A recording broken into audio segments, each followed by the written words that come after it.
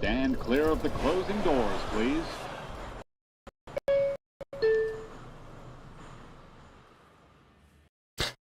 Man, oh man, did the New York Mets need a night like Tuesday night as they just absolutely coast in this one against the Padres to a nice, tidy, easy 8-3 victory as they use this new experiment of Clay Holmes with Sean Manaea piggybacking him out of the bullpen. Both of them turning in pretty solid performances here, and the Mets bats early and often a 5-run first inning off of Michael King. And you know, I got a good omen from this game almost off the jump in the first inning, and it's not in the bottom of the first inning like you're probably thinking. No, it actually began in the top half of the first, and let me explain to you why. First pitch of the game, Clay Holmes throws a sinker. Fernando Tatis rolls over, grounds out. All right, there's an out. That's nice, but this is a dangerous Padres lineup. This is a San Diego team that has owned the Mets for the majority of the last couple of years, and as recently as August when the Mets were out on the West Coast. But then Clay Holmes came back. The next batter, Luis Arias, not having the best season as he comparatively, at least to his normal years where he's hitting well over 300, competing for a batting title, but one of the hardest guys to strike out. In fact, the Mets as an organization, as a franchise, had only ever struck Luis Arias out one time, and that is including all of his years spent with the Miami Marlins. And Clay Holmes punches out Luis Arias and then gets Manny Machado to pop out for a nice, easy 1-2-3 inning. And from there, the Mets offense was off and running. Bases loaded, nobody out. First 4 batters of the game, Lindor, Soto, Alonso, Nimmo, all with base hits. They go up 1-0. Mark Vientos, though, very nearly putting a little bit of a damper on that first inning as he rolls into the 1-2-3 double play to cut down a run at the plate. And in my head, I'm thinking, man, you have to get 2 more here. The second and third now, 2 outs, Jeff McNeil at the plate. And I said it out loud, Jeff, be smart here. And I don't know if he was listening to me or not, but he's first pitch swinging and he just ropes it down the right field line into the corner to give us the 3-0 lead. I was satisfied with that. I felt like the Mets cashed in on the bases loaded 0-out opportunity in the first when Jeff McNeil pulled through with that 2-run double. But what happens next? Brett Baty, who has definitely been the ire of a lot of the things that I have said in my streams recently, and deservedly so. But he comes through with the 2-run homer to put the cherry on top. 5-0 in the first inning. Clay Holmes turns in 4 solid innings, and then Sean Manaea out of the pen. 5 innings in the piggyback role as the Mets cruise to the win. No letdown after the walk-off on Sunday, after the off day on Monday. That is something that this team has been very susceptible to this year, where they can't carry momentum into the next game, but tonight they do it, and it looks like they're also going to get some help on the scoreboard as far as their opponents for this final wild card spot. So very happy here. I see we got some people in the chat, but guys, what is up? I'm Tony Metro. If you guys are new to the channel, be sure to subscribe. Daily Mets content, post-game recap after every Mets game. Leave this video a like. Go ahead and do that right now if you've not already. You can also follow me on all the other platforms, TikTok, Instagram, and Twitter. Links to all of those are in the description of this video down below. Let's go to the chat. Mark Sarro, have faith, brother. Have faith, man. You know, I was not so sure about this team, even going back to Friday against the Rangers, and I still need to see more, but this was a nice win. This was one that has felt few and far between since May. This team has really struggled to carry momentum from game to game, from series to series, especially with off days in between, especially with how the starting pitching has been performing for them. But today, they came out, and like I said, there was no letdown. I think that's what a lot of us Mets fans were fearing, that there would be that letdown, especially because it was the Padres coming to town, who have really dominated the Mets over the last couple of years. But tonight, they came out, They had their hair on fire from the beginning, and the pitching was pretty solid from both Manaea and Holmes. So, yes, let's keep the faith. Looks like we're going to get help. Like I said, the Cardinals are leading Cincinnati 4-0. San Fran and Arizona are beating up on each other. San Fran actually just had a 4-run first inning for them, so they are leading the Diamondbacks. So, let's see what happens here, Mark. Armand, holy shit, we won. I know, that's 2 in a row. If they win tomorrow, that's called a winning streak, right? To quote Major League. It seems like the Mets haven't been able to do that in a long time, but hey, here we are. You never know, right? You gotta believe, as Mark says. Eureka Flava, Mets still holding on, absolutely. And look, at the bottom line, guys, as I have said throughout all of these streams, the Mets control their own destiny. If the Mets go out and win ball games, they don't have to worry about scoreboard watching. We don't have to worry about Cincy, San Fran, or Arizona. The Mets control their own destiny. So you got San Fran and Arizona playing. It's kind of like, what do you want to do? Do you want to kiss your stepsister or kiss your mother on the lips? Like, it's not good either way, whoever loses it or wins in that game. But I guess because Arizona's closer right now, I'll take San Fran winning today. But obviously, if the Mets keep winning, none of it is going to matter. Mark Sarro, this is what they needed, absolutely. Needed a laugher of a win. And I wouldn't say maybe a laugher is the right term, but a game where they put up 5 in the first, and there was really never a threat from the Padres. The Mets go up 5-0. Clay Holmes comes back, of course, gives up a solo home run there in the top of the second. And then what happens? Lindor and Pete both hit solo shots. Now it's 7-1. Of course, Clay Holmes gives up another solo home run in the third inning, but that was the closest that the Padres would ever get, 7-2. It was never less than a 5-run lead the entirety of this game after the Mets finished their at-bat in the bottom of the first. So this was definitely one that they needed a rocking chair game, as they say. But more importantly, wow, really great to see Sean Manaea coming out in the 5th inning and to give them 5 solid innings of relief, or whatever you want to call it. This was probably the best we have seen Sean Manaea look outside of his relief appearance in his season debut out in Kansas City right before the All-Star break. A lot of people said after he had that conversation with Carlos Mendoza down in the tunnel against Philadelphia, his last start, that he looked really sharp his final 3 innings of that appearance. Tonight, it looks like he continued that. It looks like the best that we've seen, like I said, since that first start, or rather relief appearance of the year against Kansas City.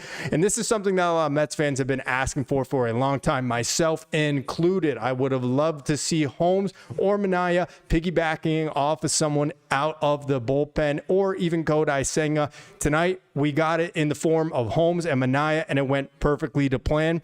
Gotta imagine they're going to do this again on Sunday. Heard Gary Cohen say on the broadcast, maybe they're going to inverse the order, have Manaea start, have Holmes out of the bullpen. I'm okay with experimenting with that. Whatever is going to give them the best chance come October. If they make it, I'm knocking on wood still, they got to figure out the best way to put these guys in a position to succeed. Let's see. Armand, Cards lead the Reds 3-0, top 9. All right, so that is good news, of course, since he is actually falling behind both San Fran and the Diamondbacks. So they're not far out enough that you don't want to continue to monitor their situation, especially because the Reds have the tiebreaker over the Mets. So as far Cincinnati can get away from the Mets in this wild card chase, the better. We don't want them anywhere near us. We don't want that coming down to a tiebreaker. Same for Arizona. We are tied the season series 3 wins apiece, but they will get the tiebreaker over the Mets because they likely will have a better interdivision record in the NL West than the Mets will in the National League East. So if it's the Giants and they tie, the Mets hold that tiebreaker, but obviously be nice if the Mets just continue to pile up W's here, and we don't need to get into the weeds about all of that stuff. Let's see, Joe, Mets offense took the pressure off of Holmes. Yeah, well, I mean, a 5-run first will do that for you. And man, a lot of people are going to say game ball goes to this guy or that guy. I'm giving it to Jeff McNeil. I feel like many of you might actually agree with that, because that first inning looked like it was going to be huge and set the Mets up. And you get the RBI single from Nimmo, 4 straight hits to open the frame. But then the ground out double play from Vientos, the 1-2-3, where King cuts down the runner at home, throw on to first to get Vientos, and you're thinking, wow, King looked horrible in these first few batters, and if we let him off the hook here, it is going to not only kill the actual team mentally, in my opinion, but it's going to take all the energy out of the crowd. We're all going to be sitting there thinking, here we go again. But Jeff McNeil coming through with that clutch 2-run double down the line to extend the inning. And like I said in the beginning of the stream, I was satisfied with that. You cashed in all of the runners that were aboard, 3-0, more than happy with that. Pray now that the pitching can pull through and you'll add some more runs later in the game. But then you get the 2-run homer from Beatty. But of course, it only happens because of Jeff McNeil extending the inning and driving those 2 runs in. So absolutely, Joe, Mets lineup definitely took the pressure off of Holmes. And you let Manaea come into a somewhat unfamiliar situation in relief with a nice little cushion in terms of the scoreboard. Armand, Giants lead D-backs 4-0 top first. That's right. So Giants got 4 in the first inning out in Arizona. So we'll monitor that one as we go along with the stream. Absol, the tag team duo of Holmes and Manaea work. Mendy got to do this again versus Washington. You got to expect that's going to be the plan. And like I said, Cohen said on the broadcast that it is likely they will, but maybe they'll switch the order. They'll have Manaea start and have Holmes come out of the pen. I don't think you could go wrong either way. There's the old adage, if it ain't broke, don't fix it, though. So that is the one little wrinkle I'll throw into all of this. You know, this worked so well today.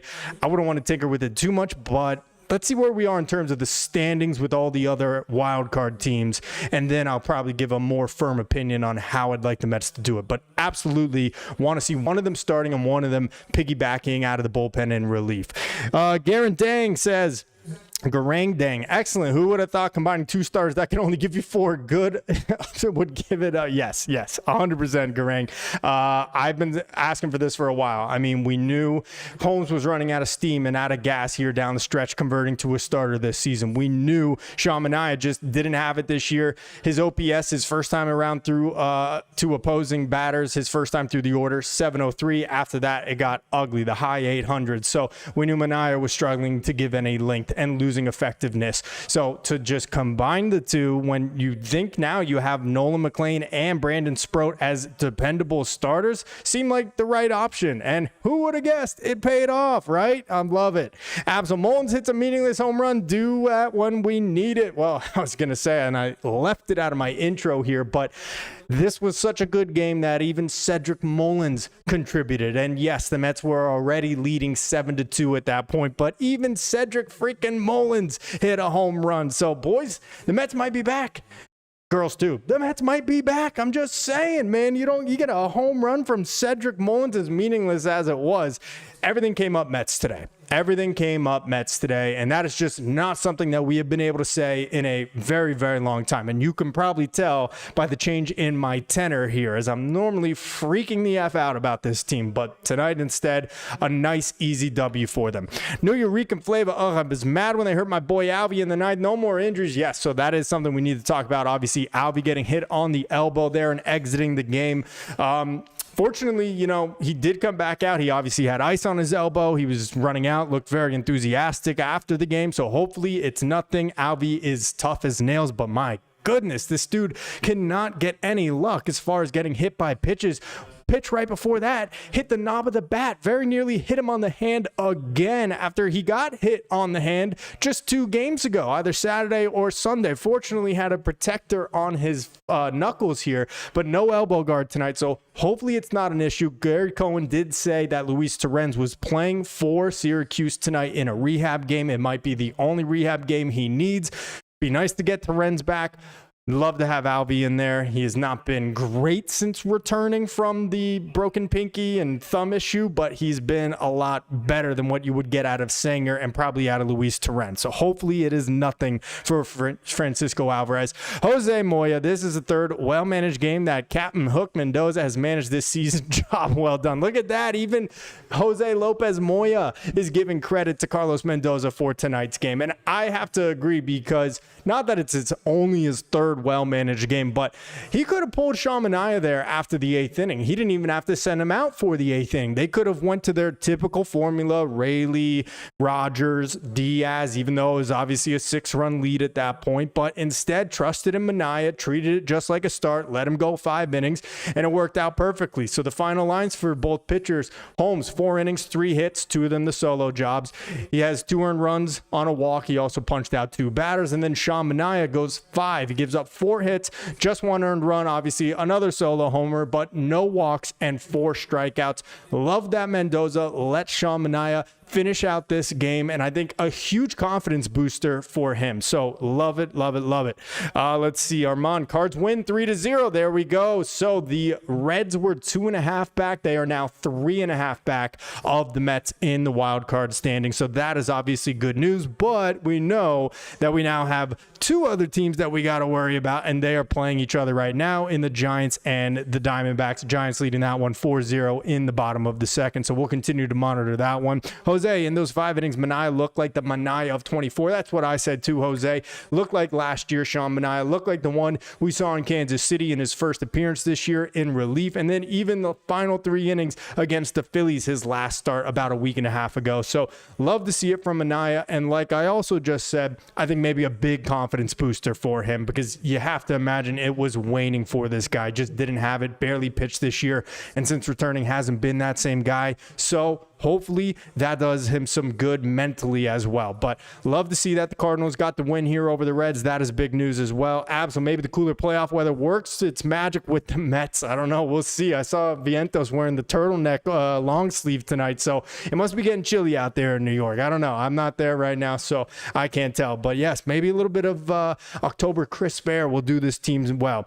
Let's see.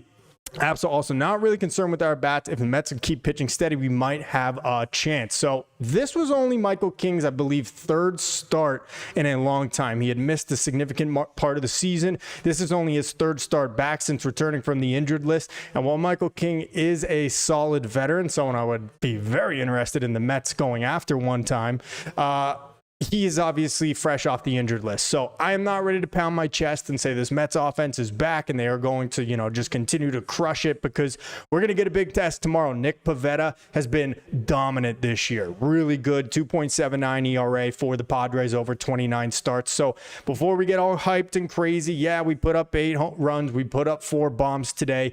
Let's see what happens now tomorrow when we face off against Pivetta, and then another test on Thursday in Dylan Cease. He's not having as good of a season, but still he's got that name value, brand name value, and that pedigree of being one of the top lefties in baseball. Let's see. Jose says, hope Alvy doesn't have any fracture on his arm.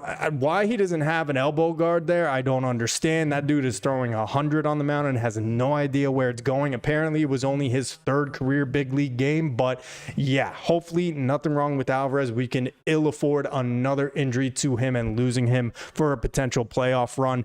Again, the bat's not been that great since coming back from the thumb and the pinky injuries that he has sustained recently, but it's obviously a lot better than what we've got out of Luis Torrens and out of Hayden Sanger at the plate. So hopefully, fingers crossed, Francisco Alvarez is okay. Garang Dang added plus save bullpen. No excuses to not win a close game tomorrow if there is one. Love that. That is a great call by you there, Garang Dang. So the Mets don't have to use their actual bullpen whatsoever tonight. Obviously, Holmes, Manaea, they complete the 9 innings of this game. Everybody's fresh tomorrow. Off day yesterday. Everybody is all hands on deck for tomorrow and hopefully feeling really, really good. That is a huge key. Meanwhile, the Mets able to get into the Padres bullpen in the 5th inning. And I don't think they threw their A relievers. I mean, I know they didn't throw their A relievers. So still, they'll probably have their key guys available if it is a tight one. But nonetheless, the Mets able to jump into their bullpen as early as they did, to not have to use their own bullpen at all today. All pluses across the board as far as looking at the rest of this series here with San Diego. Jose says, I hope Peterson has a good outing tomorrow. He hasn't looked good lately. ERA over 7 since August 6th for David Peterson. Hopefully he's able to fix that. And it's weird. I looked at his stats today. The FIP is okay. Fielding independent pitching, numbers look okay. It's like 3.5, 3.4, somewhere around there, which is pretty close to his ERA this year. The strikeouts, still very healthy. It's been his left on base percentage. It's 55.8%, which is very low. You want it to be much higher than that, AKA he's getting into jams and he's not able to find ways out of innings, and it is costing him. And that has been the case really for all of the pitchers in the Mets starting rotation recently, just getting into these bad jams, hits, walks just keep piling up, and then finally the big boom, a home run, something like that against them. So hopefully Peterson able to continue what Sean Manaea and Clay Holmes were able to do here tonight, because they desperately need it again, especially against Nick Pivetta, who is about as stingy a pitcher as they come. He is tough. It is going to be a very difficult game tomorrow for sure.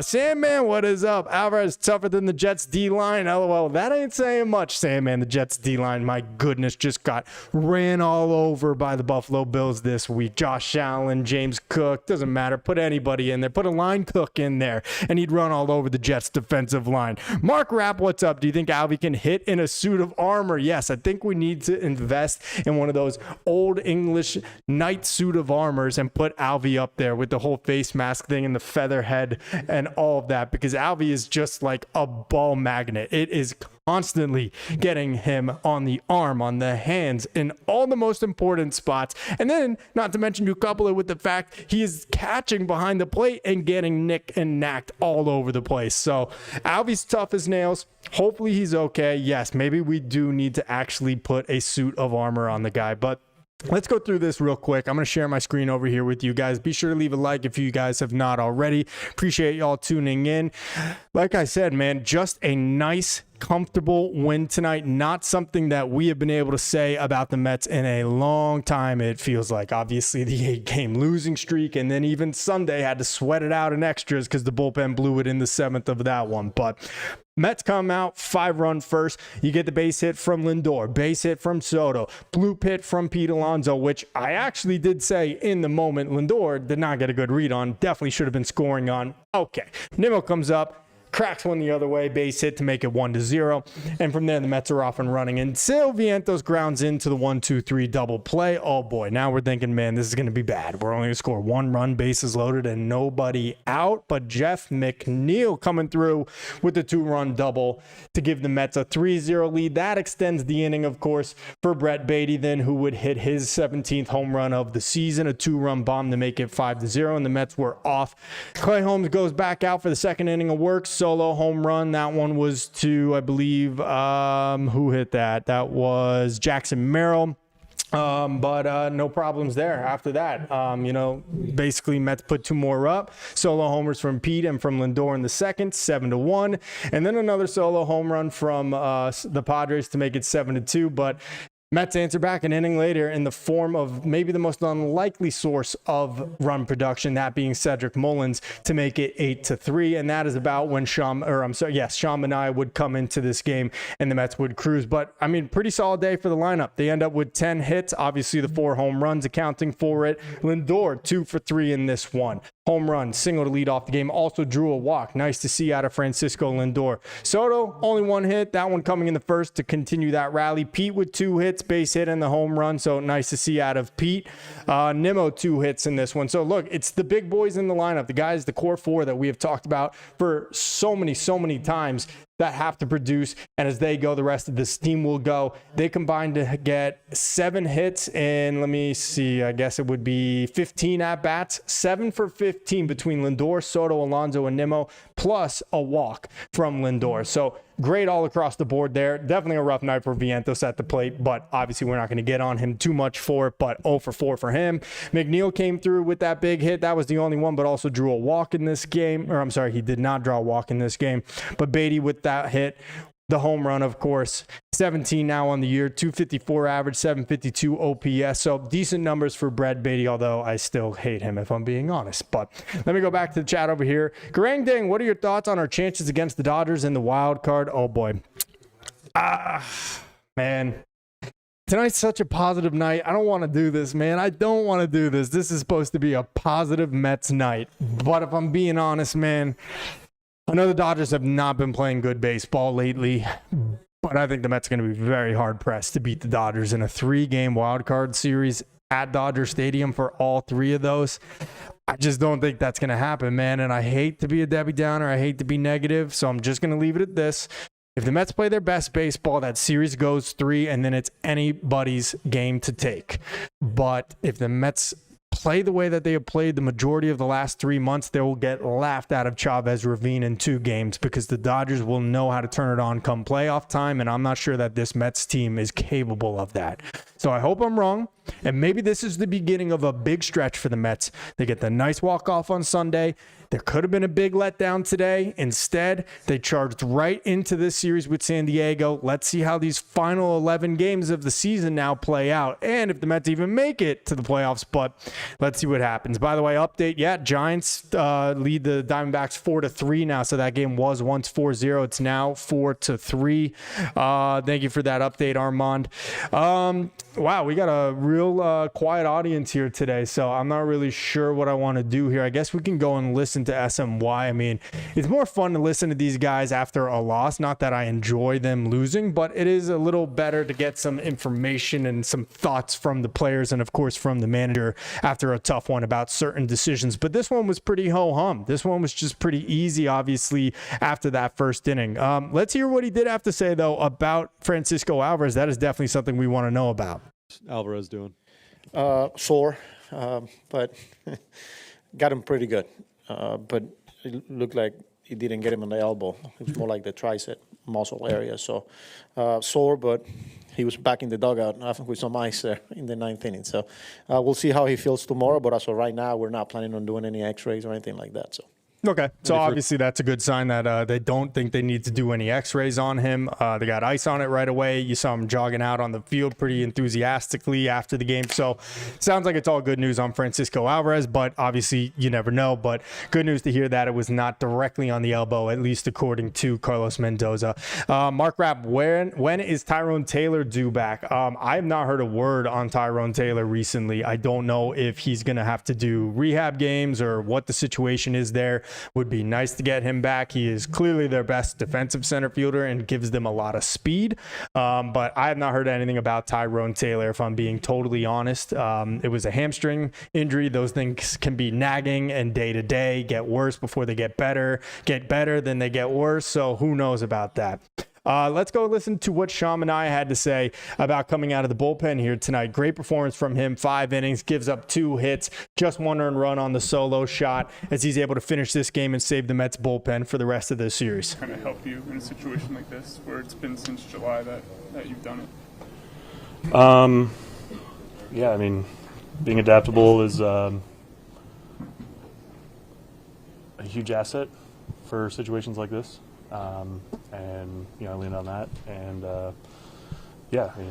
felt normal, like a normal routine, so, just took that and ran with it. Yeah, and he says normal routine, and you heard Cohen and Keith Hernandez talking about on the SMY broadcast tonight that the Mets were going to have him do a normal full warm-up as if he was preparing for a start before entering this game. So that is good. If they can get him accustomed to doing that here heading into the playoffs, I think that's great. And I think that is why maybe on Sunday they're going to do it inverse order where they have Clay Holmes come out of the bullpen in relief of Sean Manaea. That way both of these guys get that experience, try it out, see how it feels, see who does better. And then if the Mets make the playoffs, again, still knocking on wood, then they have that option, that luxury of doing either or they have the idea of, hey, it worked with Manaea out of the pen, it didn't work with Holmes out of the pen. We're going to stick with Manaea coming out of the bullpen and Holmes getting the start for the first couple of innings. But overall, man, I mean, it went perfectly to plan. Mets talk with Hayden, LFGM. Yes, sir. Hayden, what is up, my guy? He says, what a great win. A great win indeed, man. I mean, some people say they enjoy those games where they're sitting on the edge of their seat and they just waiting for that next thing to happen. I'm not that kind of fan. I mean, I have seen enough of those games in both ways where they Mets win or lose for a lifetime. I'm good. Give me one of these games where I can go mosey around the apartment, do a couple quick little chores while keeping my ear tuned in a little bit from the other room. So that is the kind of game that I like to see, especially when the Mets have been coming off as brutal of a streak that they had been on. But guys, sound off in the chat. How you feeling? You think the Mets are making the playoffs? They get some help today. St. Louis beating the Reds today 4-0. 4-0, so that is good news. They fall 3 games behind. Meanwhile, Arizona and San Fran are playing right now out in the desert. That game is 4-3 in the early innings. And, it's probably very unlikely, but you know what? Just for S's and gigs, let's take a look at the NL standings, the wild card standings, that is. The Mets were 5 games trailing the Padres entering this series, and with this W tonight, they are now 4 games back. So I know I already said there's no way the Mets are doing any better than the 3rd wild card spot, but I'm just saying, let me be a believer. You gotta believe, right? Maybe, just maybe, if the Mets found a way to sweep the Padres. No, okay, I'm getting ahead of myself, but if they did, I'm just saying, all of a sudden, it's a 2-game lead for that 2nd wild card spot. More importantly, the Mets would be separating themselves from those other teams behind them, the Diamondbacks, the Giants, the Reds, of course. But these are the updated standings at the very moment. The Mets have a 2-game lead over Arizona. Let me zoom in a little more so you guys can see the full thing. Will that work? Yeah, that should work. 2 over Arizona, 2.5 over San Fran, and 3 officially over Cincinnati. And like I said earlier, guys, it is so important that we do not end up close to Cincinnati, that they are well forgotten, because they do have the tiebreaker over the Mets. You can essentially say the same thing for the Diamondbacks, though, unfortunately, because the Mets and D-backs tied the season series 3 apiece this year.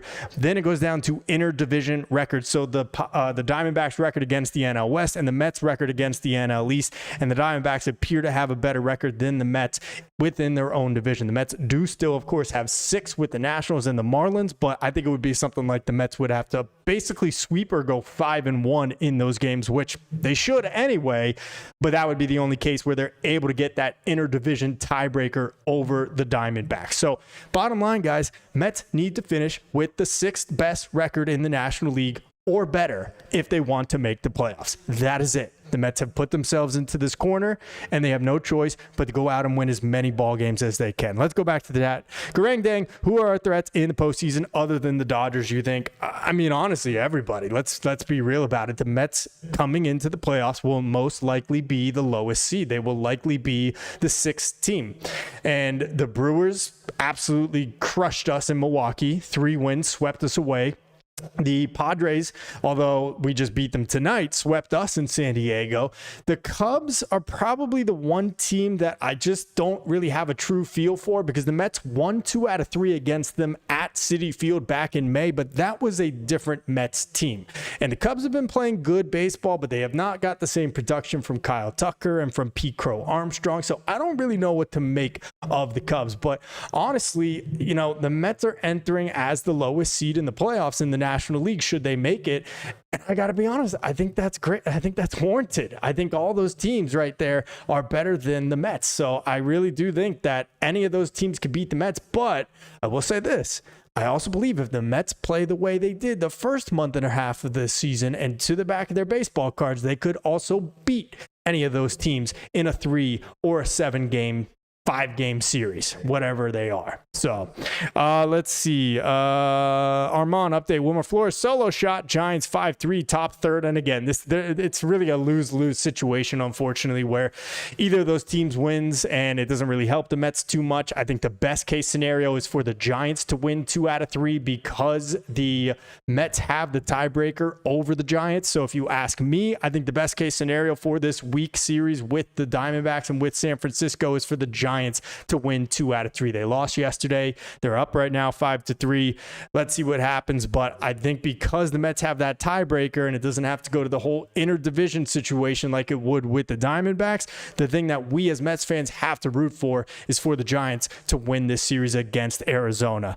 Garang Ding, last time I did, it was the 6-1 Brewers comeback. Yeah, that was not good. 6-1 on that final game of the series out of Milwaukee. Walk-off win for the Brewers. That was very bad. Very, very not good. So, Eureka and Flava saved those nail-biter games for the postseason clincher and postseason games. And guys, we're not out of the woods yet. I am sure there are going to be many a more nail-biters, many a more frustrating games. There's only 11 games in the regular season left, but these are the New York Mets after all, and they will find a way to have you pulling your hair no matter what, even in most wins. Tonight, not one of those nights, thankfully. So we got off the hook a little bit easy here, but let's go back over here. I want to hear if Clay Holmes has been posted yet and hear what he has to say. Guys, go ahead, leave this video a like if you have not already. Really appreciate y'all tuning in. Be sure to subscribe if you haven't already. Daily Mets content, post-game recap after every Mets game. Before we listen to what Clay Holmes has to say, Garang Dang, your thoughts on Astros, Mariners, Rangers? Mariners are on a 9-game winning streak. They are hot. They got good starting pitching. They got a lineup that can be lethal at times. I like the Mariners. Houston, I really like too. I did not hear about Yordan Alvarez. I know that he twisted his ankle crossing home plate yesterday. I don't know the diagnosis, if he is set to miss time or how that might affect him if he plays through it. Obviously, Framber Valdez at the top of that rotation. They got Carlos Correa back in the mix in a trade at the deadline, so I do like the Astros.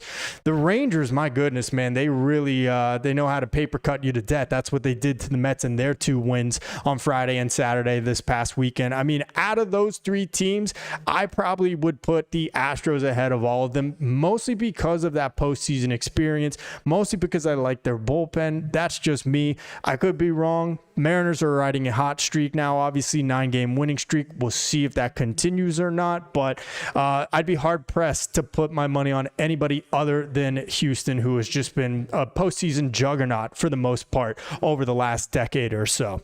Armand, Yordan is out. Oh, I didn't realize that. Thank you, Armand. Wow. Okay, that kind of changes things, guys. I rescind everything I just said. Wow. Okay, with Yordan Alvarez out for the year. Whew. Okay, man. Maybe the Mariners. I thought the Rangers were pretty good. I was not blown away by them by any means. I mean, the Mets kind of shot themselves in the foot on Saturday. Friday, they got a couple soft singles against a 22-year-old that looked completely overwhelmed in Jonah Tong. I was really not all that impressed by the Rangers. I think the Mets beat themselves more than the Rangers took it to us this past weekend. So for me, if I'm going to pick now, especially knowing the news that Yordan Alvarez is out for the year, I'll probably go with Seattle, man. I'll probably go with Seattle. And I said before... Sorry about that. I said before that I do believe the Padres could be a World Series team. They might get their first in franchise history. I hope that's not the case, but they played us tough out on the West Coast. I know they've been struggling a little bit lately, but I do think they have the best bullpen in baseball, so that's usually what is going to carry you over the top come October. All right, so here's Clay Holmes. Let's hear what he had to say about his performance here tonight. It's been for him just to see him go out there and Sorry, he's actually talking about Sean Manaea coming out of the pen in relief of Holmes. The way that he did tonight, as someone who's in the rotation with him, what did that mean to you? Yeah, Sean, I mean, for one, he's one of the best guys, in the game. I think everybody that's been a teammate with Sean, loves him. He's a guy that he pours, everything he has into this, into the guys in the locker room, to the game. And, when he struggles, everybody really feels it. You really hate to see anybody struggle, but, when anybody goes through a rough patch, especially Sean, I think we all feel it. So to see him go out and do that, what we all believe he can do was huge tonight. Yeah, great. Okay. Clay Holmes is not a great interview, I got to say. Brett Beatty, also talking about Sean Manaea. All right, well, let's hear what this is about from Brett Beatty, just as far as the team's mindset heading into these final now 11 games of the season. Like a little bit of a weight was off your shoulders going into today? Not personally. I can't speak for any of the other guys, but the way I've just viewed these past couple weeks is, we just got to win every single day. We had a tough stretch there in Philly, but, you go through them and then come home and just thought we should try to win every single night. So. You thought you should try to win every night? Okay. I know these guys get interviewed every day, and sometimes you don't really have anything to say, but you thought you should win every night after getting swept in Philly? You didn't think that before was part of that, getting picked off twice in the last week? Okay, I'll lay off Brett Beatty. He hit a 2-run homer tonight, but... Anyway, my goodness. I'm glad to hear that instead of we just got to play better. We just got to play better, like we've been hearing over and over and over from this team, especially during that 8-game losing streak. So I'll try to keep it all positive here tonight, guys. Greg Day, what do you want to see gone who do you want to see gone in the offseason? I'm thinking Nimmo and Pete. I won't go too deep into this conversation only because, again, they won tonight. We're hoping we're going to make the playoffs here. When the offseason comes, trust me, there'll be a lot of coverage here on my channel. But I said it just on Saturday, I believe, about the core of this team. I think there's going to be major changes. I think Pete's gone. I love Pete. I'd love to see him be a Met for his entire career. I don't think that this front office sees him as part of their long-term future. And so I don't think Pete Alonso is going to be back. And I did say I think there's going to be a shuffling of the core of this roster. Brandon Nimmo still has a decent amount of years and money left on his contract. I don't know how tradable he is, but I wouldn't be opposed to that either if it makes the team better. But as far as I'm concerned, Francisco Lindor, Juan Soto, those are two guys that are not going to be moved. They are two guys I do not want to see be moved. So we will see, but I definitely think there are going to be some pretty big changes. Even if this team goes on a miracle run and wins the World Series, it is hard to ignore the kind of baseball that they have been playing for the last 4 months. All right, let me give Brett Baty a pop only because I've been hard on him before, but 297 average since the All-Star break, 9 home runs. He has definitely performed much better. OPS, I believe, around 900. So I'll give him a little bit of credit here, but definitely some real bad mistakes by Baty as well that I think in the moment were warranted, but I will give him his flowers here for today, and that's all I will leave it. Mark says, surprised Baty didn't get picked up during the interview. Oh, Mark, that's a genuine laugh you just got from me. Yes, I am surprised that Baty didn't get picked off during that interview with Steve Gelbs either. My goodness, Mark's always got the good jokes. Armand, Nimmo's not going anywhere. Nobody's going to take his contract. Nimmo's contract runs through 2030, and it's $20.5 million per season. Yeah, I kind of highly doubt it as well. I mean, for a guy that has diminishing numbers in left field, a guy that, is trying to be a power hitter, but he's almost caught in between still where, yeah, he's going to hit about 20 to 25 homers, but now he's striking out a lot more. He's not walking as much. I don't know how valuable Brandon Nimmo is to other teams. And so I'm not against keeping him either. I just think that if there is a trade out there that could potentially make the Mets a better team, whether it's in the form of a current MLB player and a prospect or just prospects that are close to being ready, I'm not opposed to it. But again, Armand, good call. Very expensive contract for 5 more seasons after this one. Not sure that too many teams are going to be very interested in that. Guys, go ahead and leave this video a like. Really appreciate y'all being here. We're going to wrap it up here soon. New Eureka flavor revolving the core around Soto next season. Yeah, definitely. And, I think Lindor is a part of that as well. He's got 5 years left. That is also an untradeable contract. I mean, 150, 160, 70 million still left on it total, I believe. And I don't see how you trade Francisco Lindor and become a better team. I just don't. I know it's not been a great year for Lindor. He hits his 27th home run of the season here tonight. He's got an OPS below 800. The batting average is 260 something. It's not been a great year. Defensively, he hasn't looked good. Again, I've said it before. I don't know if it's because of that broken toe that he got in LA, but I still don't see how you can trade Francisco Lindor and become a better team. That's just me, my opinion. I don't think it's going to happen, so I'd love to keep him. Nurican Flavor says, can Marte go? Marte is a free agent, so Marte is absolutely 1,000% not going to be on this roster next season. I appreciate Marte. Had a couple decent years in there, a couple not so great moments in there as well. Some injuries in between it all. Marte will definitively not be on the 2026 Mets roster. Armand, yeah, Marte is a free agent. There you go. That a boy, Armand, always on top of it. All right, guys. Well, look, I'm going to wrap it up. Let's go over to tomorrow's game and preview the pitching matchup. So it will be David Peterson taking the bump for the Mets. Last time out, Peterson was against the Rangers, I want to say. No, it was actually against the Phillies. So Peterson last time out, 5 innings, 3 earned runs on 7 hits, and 1 walk against the Phillies. Before that, against Cincinnati, got staked to a nice early lead. Ended up going 5 1/3, giving up 4 of those runs back. So that was frustrating. It has definitely been a tale of 2 years for David Peterson. Such a great start to the season, but really has not had a good second half. He is 9-5 overall, 3.77 ERA, over 28 starts so far, and well above his most innings pitched ever in a single season. Last year was the high watermark for him in his MLB career. That was 120. He is now at 162 1/3 innings pitched this year, and it looks like maybe it is catching up to him and that is where the second half struggles have come from. Real quick to the chat, Garang, how you feel if Diaz opts out? Well, I do believe Diaz is 100% going to opt out. He is having a stellar season. He's going to be seeking a big contract, maybe in the neighborhood of 4 years. He's got 2 years after this one, so I could see him wanting to tack on 2 additional years than what he's already guaranteed in this current contract. I might do it. I don't know what the numbers look like. If it's comparable to what other elite closers are getting in baseball right now, then yes, absolutely, I would give it to him. But also with the thought process of, hey, he may not be that elite guy 2-3 years from now when he still has some time left on the contract. And if that is the case, is he willing to eventually be reshuffled and become more of a back inning kind of guy instead of your closer? We've seen the velocity drop with Diaz. So I think it's all about numbers and years, but I definitely do believe Diaz opts out, and then it'll just be a question of if the Mets believe his asking price is worth what he's going to be able to offer them over that time. Astros leading the Rangers 6-1 in a crucial game for the AL West and AL playoff picture. That's interesting. And again, update, top 4, Giants leading the D-backs 5-3.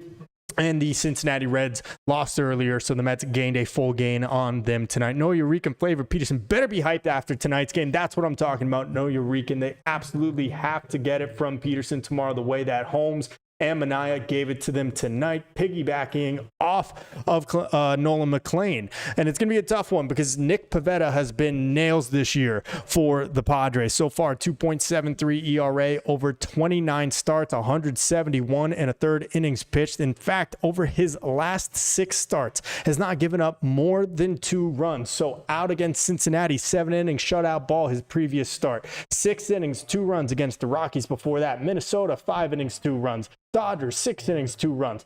San Fran, 6 innings and a run. And before that, against the Giants, again, 6 2/3, just 1 earned run. So it has been a really good stretch for Nick Pivetta lately. He is going to be qualifying among some of the best starters in the National League this year. Hopefully the Mets bats can carry the momentum that they had with them here this evening against Michael King into tomorrow. And there's no letdown, there's no dud. But I will say this, guys, I was very, very concerned that might be the case here tonight. Instead, the Mets able to hit 4 home runs, take all the pressure off Clay Holmes, off Sean Manaea in this one. The piggyback works out great, and the Mets hit those 4 bombs to get a nice, easy W. Guys, go ahead, leave this video a like. We're going to wrap it up here, but let me just finish out here with the chat. Armand Diaz will opt out. He can go let Stearns spend the money to load up the bullpen and put 2 bats to stretch the lineup. Yeah, I think Stearns is going to be, it's going to be very interesting to see how Stearns handles that Diaz thing, because Stearns is a believer in developing pitching. You don't really develop closers typically. They end up being failed starters, but I don't know. Maybe Stearns has got his eyes on someone down in the minors that is going to come up and do that for this big league team, and he decides that Diaz is just not worth that money, and it's better spread elsewhere for this roster. Grang Ding, what bat you thinking? Oh, you're talking to Armand there. Yeah, I love the idea of Kyle Tucker, though. My goodness, I would love the idea of Kyle Tucker. I just don't know what he is going to cost. But telling he did sign an extension with the Cubs this season. So, we'll see what happens. But that would be pretty cool to put Kyle Tucker into this lineup. No Eureka flavor. Should the Mets even bother pursuing Schwarber? I mean, of course they should. Will he leave? I don't know. I mean, I think he's got his roots established there in Philadelphia. He went to the World Series with them in 22. Basically been in the playoffs every season since he signed with them. I think it'd be really slapping them in the face in that fan base. And I mean, he'd have to get severely overpaid by the Mets to join their division arch rival. But yeah, I would love to see the Mets hardcore pursue Kyle Schwarber. Whether that's the case, I don't know. We will see. Armand, Doug Murakami from overseas and go look. Oh, Murakami. Dang, Murakami from overseas and go look for a center fielder. Maybe O'Neal Cruz from the Pirates. I don't know what the deal is with Cruz, if he'll be available. He is a guy that hasn't really truly lived up to the hype, but not something I am against. Definitely not. Murakami is the third baseman coming over from Japan. That dude is an absolute stud. And then maybe you're trading designating one of Vientos or Beatty, making the other one the designated hitter, or maybe Murakami's not as good at third baseman and you make him the DH. That is an option for sure. And then Armand, Mets won't go after Tucker. Nimmo and Soto are in the corner outfielders, and Tucker does not play center. Yeah, well, again, I wouldn't be surprised to see Brandon Nimmo shopped around this offseason. Whether the Mets find a willing team to bite on that contract, who knows? But I wouldn't be surprised to see some major shakeups for this core next year. But guys, thanks so much for tuning in. Appreciate y'all being here. Leave this video a like. Thank you very much for all the comments and for all the interaction. It's been a really fun season. It's not over yet. We got 11 games left here, and then hopefully some playoff baseball here in Queens. But if you're not subscribed already, go ahead and do that. Daily Mets content, post-game recap after every game. We'll be back with another one tomorrow after game 2 of this series. David Peterson taking on Nick Pivetta. But for tonight, a great Mets W, 2 in a row. Get some distance from themselves and the Reds in the wild card standing. So very happy about that. Eureka Flav says, it's a pleasure watching you Mets game stream. I'm going to subscribe, hang in for the rest of the season. Thank you, Eureka Flav. Appreciate you very much, man. Tell your friends. If you got Mets fans that are, or Mets friends that are Mets fans, family that are Mets fans, share this video with them. That's how we keep growing. We have more than doubled our subscriber count since the beginning of this season, and it's all thanks to you guys. So thank you once again so much. I'm going to wrap it up here, but see you guys tomorrow. Until then, though, I'm Tony Metro. Stay true to the orange and blue.